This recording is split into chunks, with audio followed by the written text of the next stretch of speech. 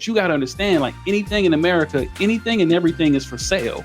So if it's a building, it's a business. You have to understand that you're a business professional first. And that's why soldiers fail, because they see themselves as soldiers, and soldiers don't get hired. Business professionals do.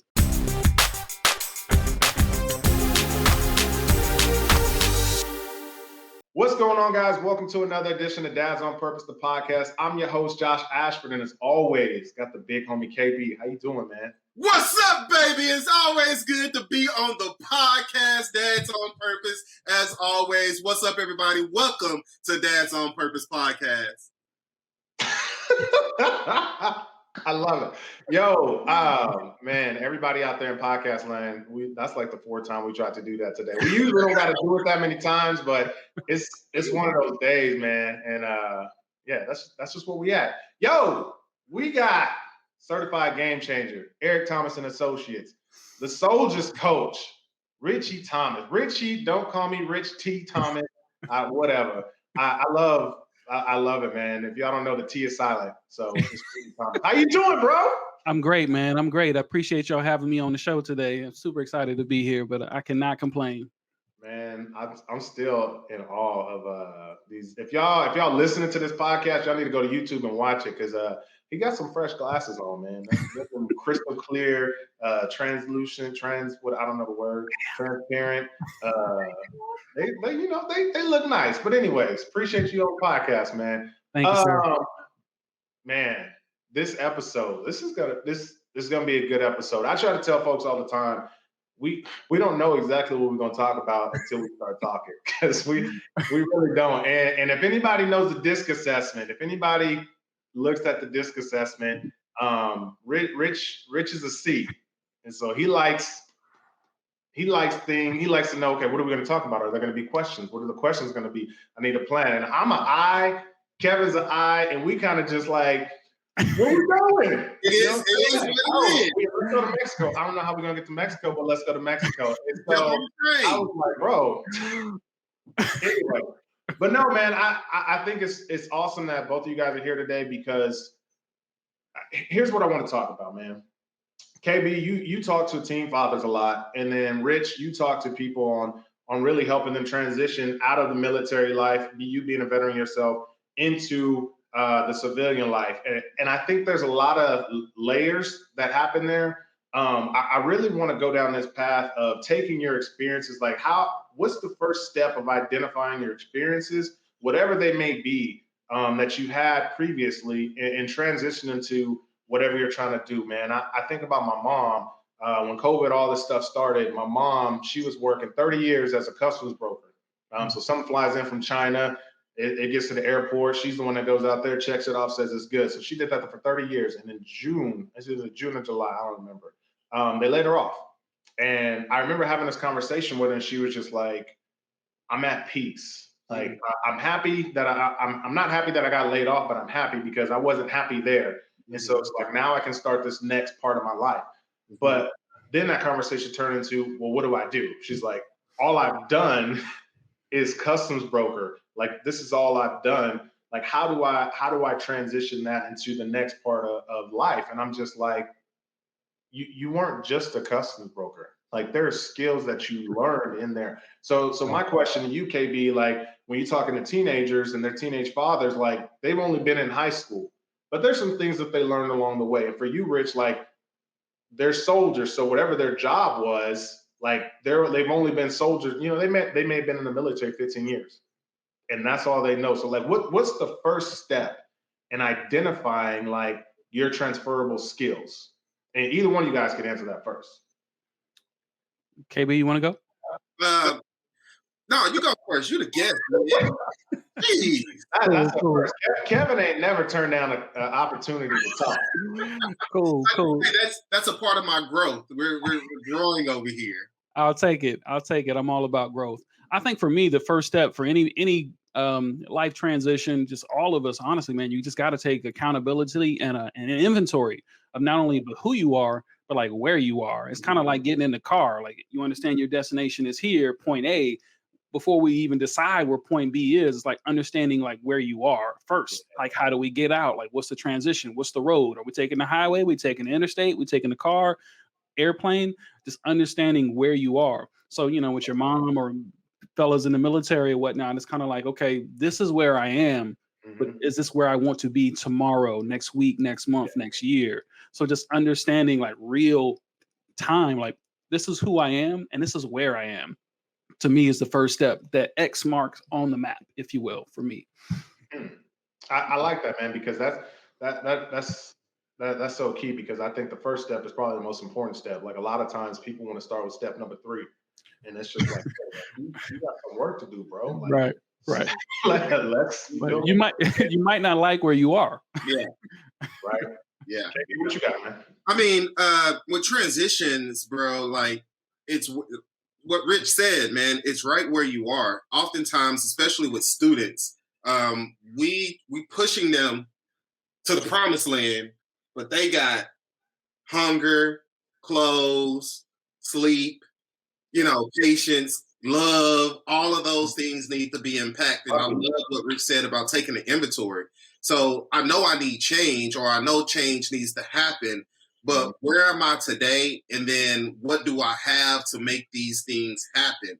Oftentimes with my teen fathers, they already equipped with the skills and the know-how to be a father. It's just, let's start taking an inventory of who you are as an individual. Let's take inventory of what skills that you have. Let's take inventory of what keeps you from being the dad or the person that you want to be. Another thing that Rich said was, where do you want to go? Like, where are we going? And so I always ask when I meet with my teen dads for the first meeting, what kind of dad do you want to be? Like, how do you want to function as a dad? Like, how do you want to present yourself to your child as a father? And then thus how we start shaping our transition from a student to a father, because you can't see yourself in something that you don't know, or you can't see yourself in something that you haven't experienced. Who has ever experienced fatherhood before they became a father? Nobody. We've only seen it from afar. We've only seen it from what we've had. And so at some point, I think they have to say, okay, how am I going to handle being a father at this age where I'm at in my life? And once we're able to figure out where we are, man, I've had 7th graders, 8th graders, I've had 11th, 12th graders. Each one is a different situation. Like if you're in the 7th or 8th grade and you just became a father, we still got 4 more years. You know what I mean? We got to graduate. So I have to meet them where they are and start taking inventory with what they have so they can be encouraged, because oftentimes we work off of weaknesses and not strengths. And I talk about that all the time. So I think we got to take an inventory of some things that we're really good at, and then let's focus on those things in order to start shifting into that transition. And I think that's one of the things that I was hearing from you, Josh, with your mom. It's like, she has all these skills she has gained, right? She has all these skills she has gained. Man, I'm excited, Rich, you on here. I was just talking to somebody else yesterday about the military. Like, but we're talking about transition, how the military gives you so many skills, right? Yeah. When you come to America, it's like, what happened? And I feel bad because I'm like, man, you protected me. I don't want to shoot no gun. I don't want to, you know what I mean? But when you come back, I feel like your skills and your skill set should be able to transition back into civilian life. And I think that, so I'm glad you're here to speak on that. But that's what I heard with you, Josh. And that's why I hear when we transition, figure out where you are, and then take an inventory of your skill set and some things that you have in order to get you to that next point that you're trying to transition to. Yeah, no, I mean, that's a great point too. So, I mean, the reason soldiers fail and fall on their face when they transition is they're trained to be soldiers, warriors, fighters. Like, it's almost like a machine. Like you hear like, and there's different levels to it. So like Air Force people are a little bit more chill, Navy people are a little bit more locked in, and soldiers like, yo, Marines is like a different branch. Like they like, I am a Marine. I'm like, dude, like that's your occupation, not your identification. But so it's like with your mom, Josh, being customs officer for 30 years, like that old school mentality was like my job was everything. And it's like, dude, you got to understand, like I feel like anybody who's born and raised, if you're in America and you're 16, the reality is, even if you're in the military, you're a business professional first, second, and third. Then soldier, then sailor, then whatever. I mean, but you got to understand, like anything in America, anything and everything is for sale. So if it's a building, it's a business. You have to understand that you are a business professional first. And that's why soldiers fail, because they see themselves as soldiers, and soldiers don't get hired. Business professionals do. Wow. Well, talk that talk though, Rich. Because so how do we get to that mentality, bro? Because like now, look, we only 5 minutes in, but now we getting into it. Like we didn't have some fun, but how do we get to that point? Because everybody doesn't see themselves. It's kind of like the same thing when I tell people like, yo, everybody's a salesperson. People are like, oh, I do service work. I just want to do service. Oh, I just want to do accounting. No, you're always selling something. When you go to interview for a job, like, bro, you got to sell yourself to that company. Yeah. They're like, no, I just want to do my job. No, you're always in sales. Everybody's in sales. So, well, what you just said, like, yo, everybody is a business, even at 16, which is crazy because it's like you don't the traditional thought process is like, at 16, like you don't think of yourself as a business. Like, I mean, truth be told, there's some of them entrepreneurs out there, like at 10, you a business. You out there hustling candy, but that's a whole different story. Yeah. So like how do we get to that level to where we're recognizing that, yo, everybody is a business? Even KB, like, yo, your team father's like, yo, you are a business, bro. Like, yes, you made a mistake. I don't even want to say a mistake, but you got a situation. You know what I'm saying? It's not a mistake. I said it's not a mistake. Yeah, that's why I try to choose my words carefully. But like, how do we get to that place where we're recognizing that like we are a business and not our occupation? So like what I always tell soldiers when I speak to them, I'm like, listen, the first thing I do, I wish I could be like the Secretary of Defense or Secretary of Veterans Affairs for a day. I'd make it mandated. Like, yo, before you get out of the military, you must have a business in your name. Period. I don't give a damn if you cut grass, bake pie, do hair, sell candy. Like, you have to have a business. And I think it's important for people to see themselves and feel themselves as the CEO of you LLC. So it's like, it's different when you walk into a building and I'm the CEO of me. So John Doe LLC, Josh LLC. So it's like, I think everybody in America, I think COVID has proven this. Like, we are trained so hard, especially in the military. Like, we give orders or we follow orders, but we're not given the orders to like start a business. Kids graduate high school, when they graduate college, like no one ever tells you, you have to start a business. Everybody talking about some damn STEMI. Like, good luck, it ain't coming. Or even if it does, get my stimulus check. It's nine, but it's like, what? We in a year. Today is a year of COVID. Yeah. And it just now hit, you know what I'm saying? Or the second one. But I was like, dude, we've gotten 2 checks in a year. And it's like, if you would have the business skill sets to start your own business and whatever you're asking people to hire you to do, like, stop asking Google to hire you and start your own damn Google. So I think you have to get out there.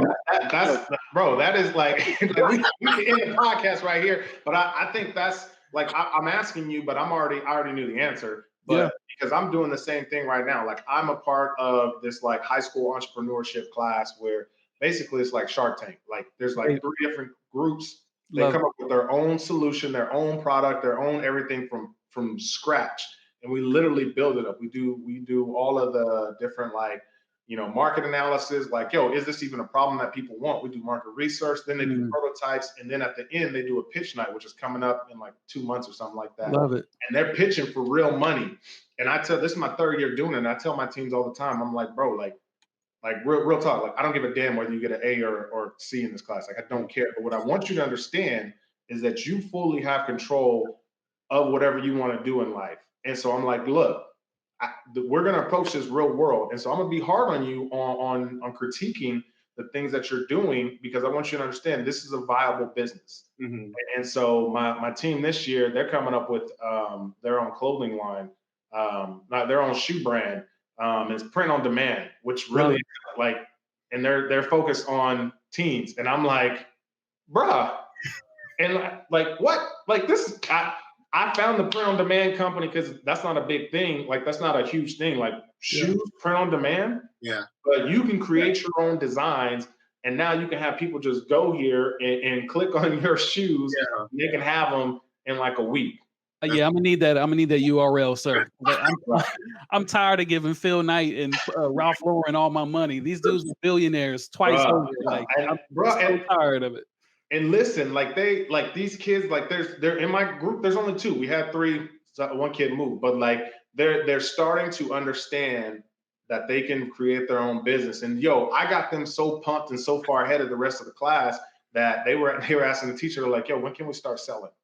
It was just like, you guys are way ahead. Like, you could start selling now. And I love it because they're so excited and things like that. But I'm real world with them. I'm like, yo, this is the exciting part. When you're creating the design and you're doing all the beginning stuff, I was like, the hard part is when you ain't got no sales. Yeah. You're 6 months in, and ain't nobody buying your stuff. Right. But they understand that, like, yo, they are a business. This is a business that they can create, man. And I love it. I love what you're talking about as far as doing that with soldiers. And I wish KB, I wish there was more opportunities like this for high schoolers. Like, this is a high school program, but it's not worldwide. It's not global yet in all the schools. So yeah, man, that's the hard part, right? Is first of all, we have to recognize that we're a business, but that doesn't happen in the school system that wasn't designed for that. Doesn't make sense. The school system was not designed for young Black males, Latino males to know that they could start a business. It was to train them and to keep them where they are. And so we need individuals like yourself, like me, like Ritchie, and Ritchie, what he's doing with the military, because military dads, man, and military families, they go through a whole different set of issues. You know what I mean? Like, but facts are, we need more people sitting down and having these type of discussions to say, hey, when are you thinking of yourself as a business? Listen, the reason why I call myself Mr. Kevin is because I'm a master of myself. So that's where you get Mr. from. Mr. means master. And so when you put Mr. in front of the name, you're saying that I've mastered who I am and I own who I am. And so once I kind of mastered and started owning who I am, I started functioning as, okay, you know what? People like my laughter. How can I charge them for right? People got like that Eddie Murphy laugh. How can I charge you know what I mean? Like it's just one of those things where I'm taking the inventory of my skills, I'm taking the inventory of my ability, and then I sell that. And we don't think of that as a business, because when you get hired on, you're selling yourself, right? So you're getting hired on. They're paying you for your time, your effort, and your skill set. And I know I'm worth more than that. Yeah. Right. Keep going. Rich looking like he want to say something, so I'm gonna let him go. No, I was right there with you, blow for blow. I'm like, dude, first of all, I didn't know Mr. meant master. So I love that piece. That's brilliant. But it's like, I mean, it's the same thing. Going back to school, it's like my kids, I get the quarterly or monthly reports, a progress report, and it's like, dude, I got A's, I got B's. I'm like, that's cool.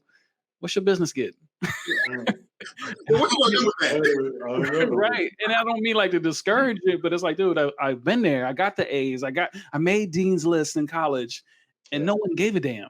You know what I'm saying? When I brought that up in a resume, when I put that, on LinkedIn profile, and it's like, they don't care. It's like people want answers to their problems. So we're not.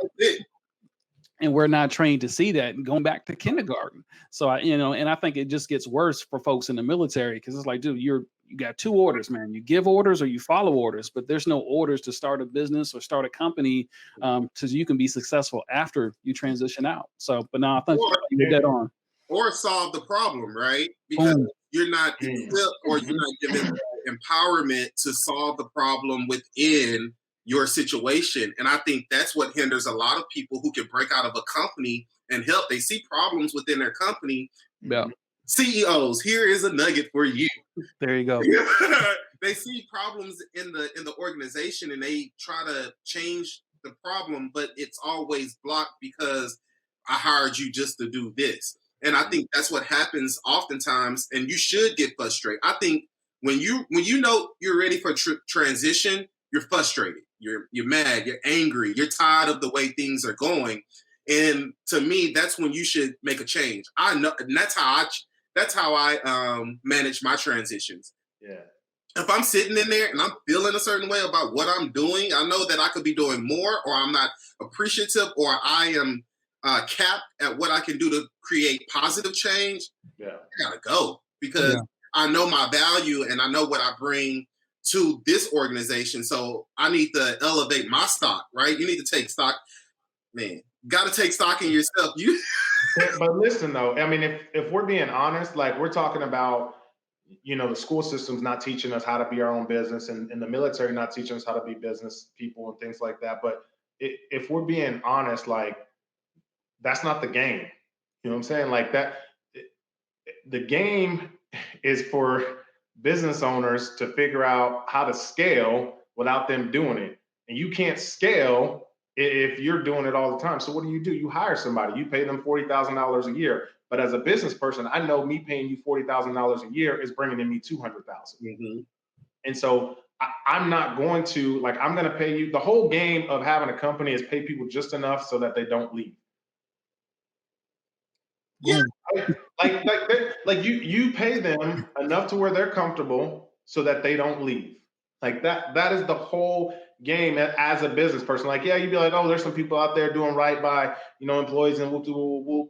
At the end of the day, they're still employees. Yeah. Like they may believe in your vision or whatever, but they're still employees, and they're still bringing you more in than you're paying them. Yeah. And it's funny because I feel like, people in return work hard enough just so they won't get fired. But and that's interesting. We talking about this because I think there is a difference, right? I think there's workers and then there's builders and developers. And I've come to the assumption that you're just gonna have people who develop their skill set and that's what they do. And that's fine. My thing is make sure you negotiate your contract. If you've been doing that thing for 5, 10 years and you've gained knowledge and you can train others, you need to negotiate your contract so you can get paid your fair share of your wage. I think that's important. And I also think for CEOs who are talking about scaling, you need to scale within mind of you have another entrepreneur in your company who can take you to different levels that you're not looking at. And so I think that's the issue that we're having today, and that's why they can't hire a new millennial in these businesses and they don't stick, because the new kids, they got technology, they got information. So when they sit in the office, they can, oh man, this is game, bro. Let me get my 40,000 for 2 years and then I'm out. You know what I mean? Let me get my 6 months in while I'm trying to buy my equipment. I bought all my equipment. I'm gone. You know what I mean? And so I think that we really do need to look at our skill set, and we really need to start changing the game, not just changing the game from the aspect of the person identifying who they are and developing who they are, but real companies taking some opportunity and pouring back into their employees so that they can unleash the power. I want to say this. Recently, Ritchie, have you heard about the thing going on with the Army and the women and That's very vague. No, it's been all over the military news, but I know what you're referring to.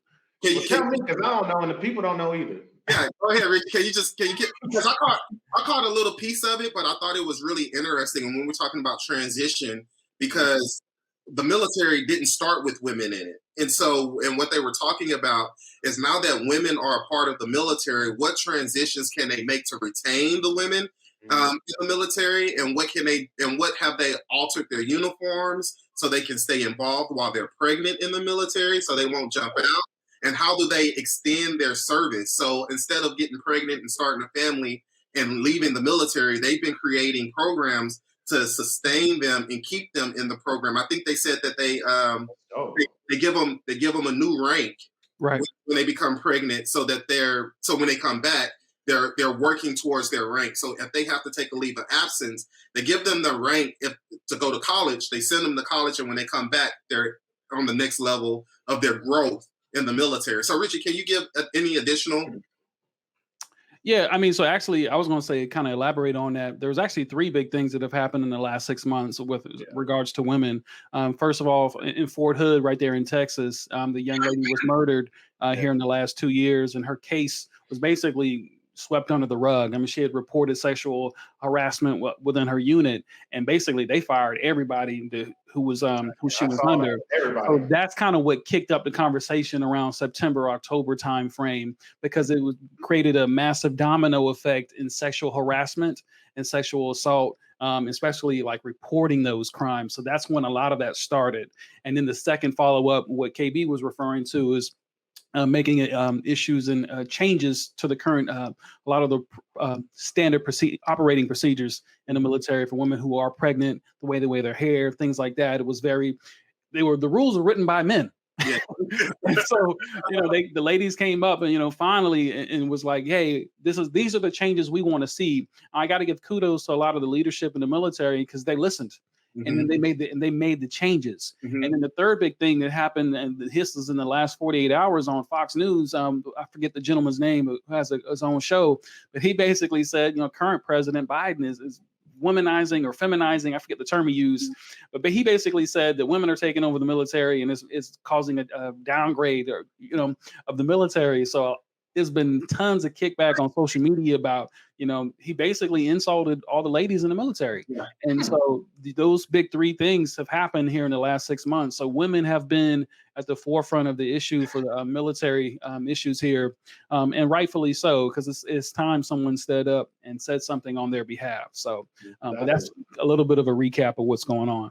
I didn't know about Fox News, and I'm laughing because women been holding things down since the jump. I'm like, I think like I go to work, I try to take care of my kids. Sometimes I cook, but if it wasn't for my wife, right? Like my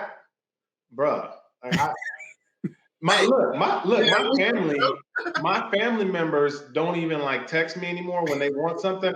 They just go to my wife, because they know like I'm gonna forget. Right. But like they know, first of all, I'm a high I. I just like to communicate. I like to talk. I like to people please, blah, blah, blah, blah, blah. My wife, she's a S and a C. So she's gonna be like, okay, here are the details. Here's where we need to go. And so it's like, yo, like go talk to her. So I just find it crazy that they said that he said that, and because like women been doing it for a long time. And then when you talk about they finally are recognizing that the rules were written by men, we can go down a whole other subject about what the rules in this country were written for, but right alone. Right. Oh man, KB, you were about to go somewhere. You were about to say something else. Because I forgot my entire train of thought. No, no, you could. But I like that when we're talking about transition, because even using this military thing as a model, there's four things that I heard. No, the three are from Ritchie, right? You said you got to recognize the issues. I think when we're facing transitions, even moving from a house to another house is considered a life-changing transition. Yeah. Getting hired is considered a life-changing transition. Getting married is considered, and when I say life-changing, these are really high, emotional, stressful type of transitions that happen in our lives that we don't even recognize the stress that happens with that transition. Getting fired is a life-changing transition. You know what I mean? So first we got to recognize that some of our transitions usually come on the tail end of or in the beginning of a problem. So let's recognize the issues that we have, and let's listen to those issues. Like Ritchie said, like the leaders actually listened to what was going on. Like sometimes we're not even listening to ourselves. Does it make sense? We're living off of just emotions and day to day and what we know, and we need to just, hey man, like something needs to change. But how are we going to change this? But we got to stand back and listen to ourselves. And the third thing he says is take charge, make a charge. If you want a huge transition in your life, you can't just dream about it. You got to get up and make a step. I heard someone say this on Clubhouse yesterday. It's baby steps. So if you know you need to work out, don't go to like, man, I need to get to the gym and, knock this out. He was just simple. Okay, if I could just get out the bed right now, if I could make it to the car. All right, if I can make it to the gym. All right. And he said by the time he gets to the gym, he's great. But it's done. And we got to take charge And the last thing I heard with the Army situation is it may take time. It may take time. It might not. With your transition moment, you might like, man, I'm finally free. I'm gonna go do this. It's gonna blow up. Nah, it's not gonna happen like that, bruh. You know what I mean? It's not gonna come together like that. Your transition takes time, especially. And I could just imagine coming out of the military, right? You're talking about rank and order, so you know exactly who to report to. You know who to exactly report down to. Now you're coming into civilian life, and you're like, well, who do I answer to? Who do I report to? And it takes time, and I'm sure, and I can imagine it takes time for you to change the way you think, right? It changed. All of my solo entrepreneurs want to be entrepreneurs. You can't have a worker's mentality and jump into entrepreneurship. You know what I mean? You have to have a builder's mentality in order for you to do that, and it takes some investment in yourself, takes classes, it takes workshops so that you can start growing into the person. Listen, y'all, I'm turned 40 this year. I didn't just pop up Mr. Kevin. Hey, man. But I didn't just jump out and was like, hey, I'm Mr. Kevin, the mentor coach. If you go back 10 years, I was just Kevin trying to figure out who I was and what I was created to do. And then over time, I started investing in myself, building myself. And so my transition was hard at the beginning, but now that I'm grown, I've seen the fruit of the labor and the work that I've done and the branches that I've built to uplift other people. So those are some great nuggets that I heard, man. And I think, man, if anybody's looking for transition or going through transition, those are some great tips to kind of implement as you go through and push through. Yeah, no, I think the bottom line thing I heard just from all three of us, Josh, going back to the first story about your mom, I feel like people have to mentally transition.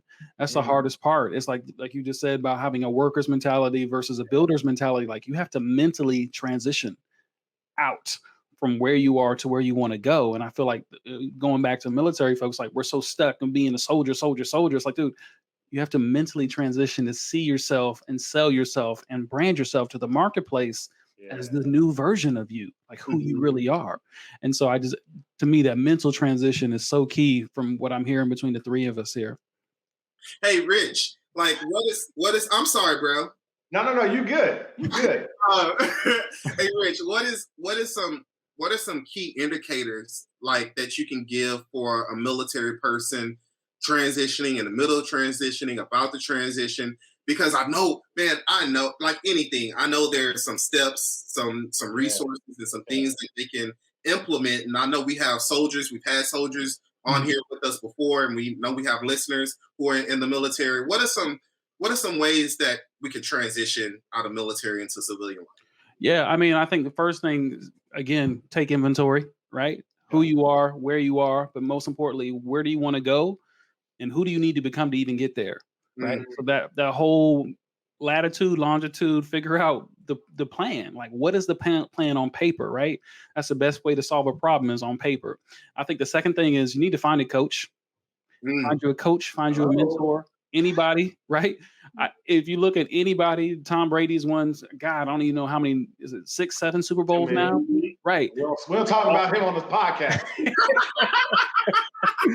Fair enough. Did you not see my last podcast when he was? My bad. But let's look at Serena, Tiger. I mean, anybody who's ever won, they all have these Hall of Fame coaches. So you need to find you a coach, a mentor for accountability. You can't see the picture when you're in the frame. So I think you need to have a coach. So have a plan, have a coach. I think the third thing you guys need to do, again, I just kind of alluded to it, but it was that mental transition. Like really think like where you want to be in 3 years, 5 years, and 10 years. This is funny to me because year 2021, I've graduated 20 years high school. And I was thinking like, damn, like I've been out of the military now 13 years. Like this dude you seeing now, like I'm gonna be 39 this year. Like, yo, this guy is nothing compared to, the dude I was 2 years ago. We're two different dudes. Yeah. So I think like the mental growth, like who I've become has just been incredible, but I didn't do it for anybody else. I did it for me because I didn't like who I was or where I was at that time. So that growth piece, that growth mindset is, I think, the third thing, that mental transition and that growth mindset. is huge. So those are my big three for anybody transitioning out. Yo, I want to say this before. Go ahead, KB. Oh, you get, bro. Go. No, I don't know when we're gonna get out of here or not, but I think everything can be summed up, man, with you just gotta commit. Like once you commit to whatever it is, like you're committing to change, you're committing to grow, you're committing to be a better person, you're committing better to personal development. Whenever you actually commit, I think the steps you'll figure out the steps. Mm-hmm. Like you may not know what step number one is, but you won't figure, like, you know what I'm saying? Like, oh, okay, I'm gonna go to London next summer. And I'm gonna go, okay, cool. I'm committed to going to London. Okay, so now what are my steps? Like I could just say I'm going to London. Yeah, that's cool. But once I actually commit to going, like then I'm gonna figure out, okay, I need to get a plane ticket. Okay, when's the best time to go? Oh, it's cold over there. Oh, they raining over there. Yeah. You know what I'm saying? Like then I can figure out what steps I need to do. But until I actually commit, I'm just talking about it. Yeah.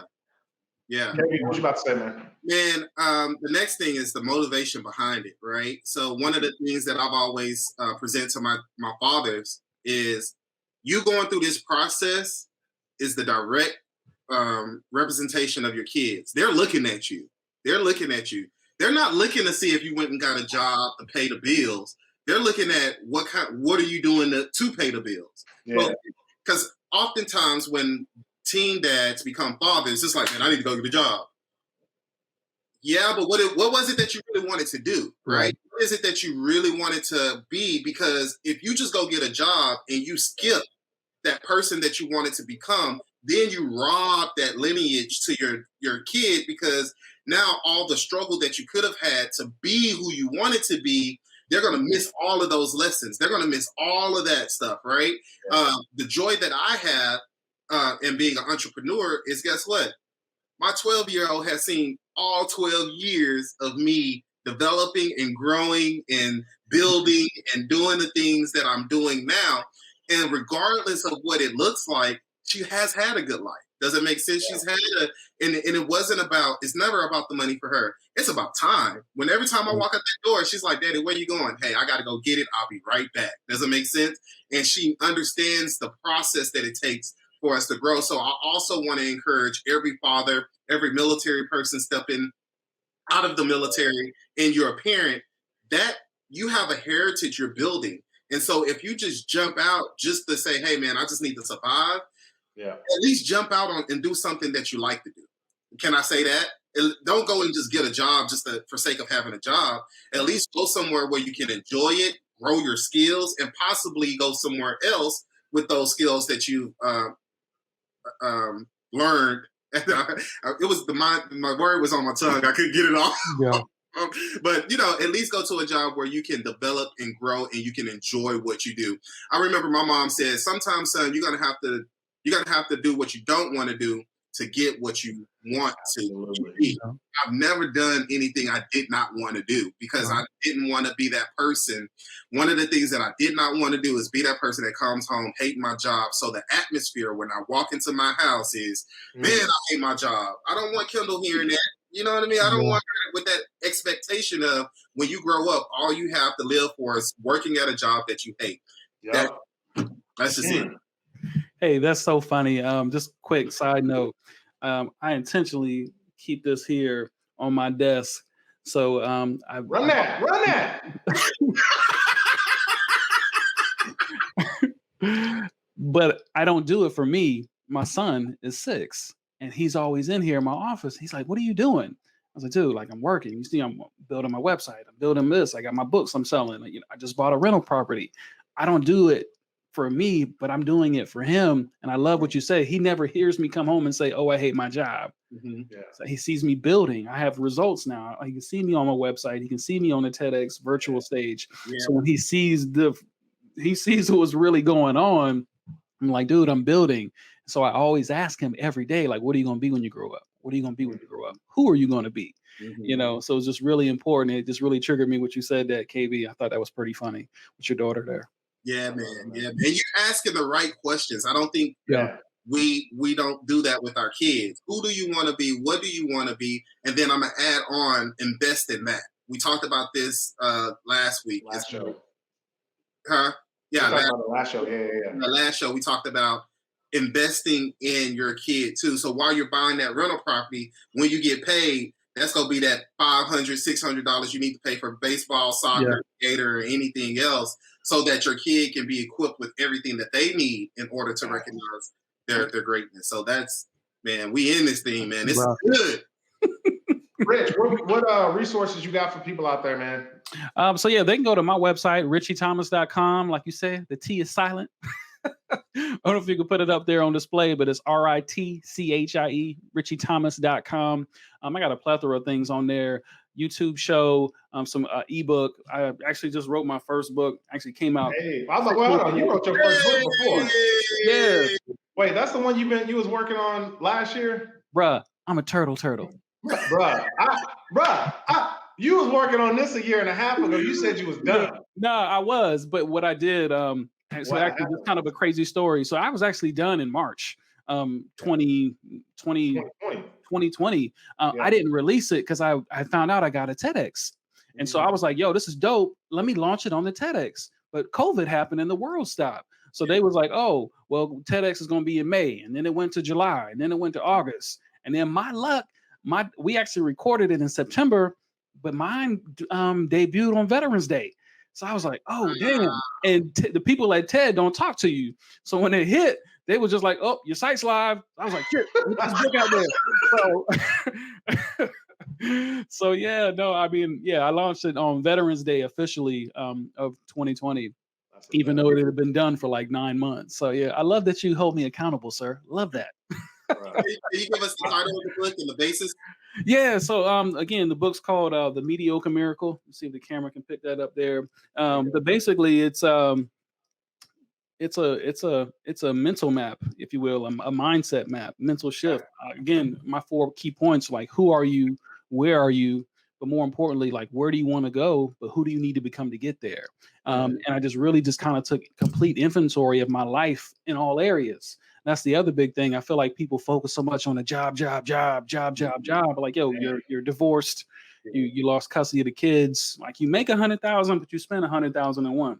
Yeah. Like, we live in Atlanta. Like everybody got Louis bags. I'm like, anybody own Louis Vuitton stock, or is it just, you know what I'm saying? So I just really have people walk them through like a complete inventory of their life in all key areas. And then the last area is mind, body, and soul. Like, yeah, you got 6 figures, and yeah, you went to this great school, and yeah, you drive a Range Rover, but you suffer from depression. We just saw a couple weeks ago, I forget his name already, but the Pro Bowl NFL wide receiver, he made $70 million from Tampa Bay.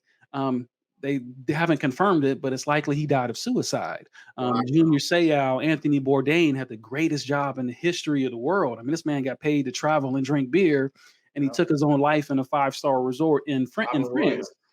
And so I'm just kind of like, just because you make money doesn't mean you're going to be happy. So I really focus on like the last couple of chapters there. It's like, what were you born to do, and why aren't you doing it?